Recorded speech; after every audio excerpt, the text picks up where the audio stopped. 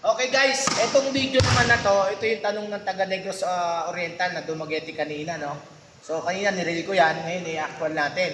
Ang tanong niya, para malinaw sa lahat, for example, A1 yung nagpipritro. So kakampi niya si A2. Ako si B2, siyempre magre-rebound ako. Lagi tayong nasa ibabaw ng di ba? Gitna yung kakampi na tumitira. Ngayon, pag tama sa ring, nakaganito na agad tayo. So tatawagan ba natin yan? Yun yung sinasabi niya pala. Kasi sinasabi niya, pag binaksot ng alanganin, sa backsot na liga lang kasi, wala tayong problema. Pero kung tumitira pa lang, nakaganon na tayo, pag bumasket yung tira ng A1, successful na tayo. Wala na tayong So pag hindi sa bumasket, at gumano na agad si Kim, bibigyan pa natin ng isang tira.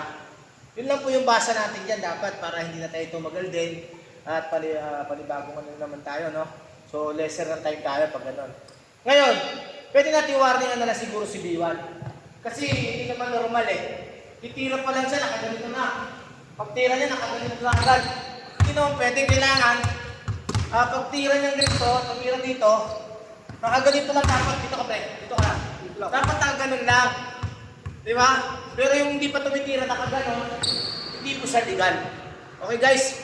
Hope nakuha po niyo yung difference ng sinasabi ko na legal at illegal. Okay, thank you.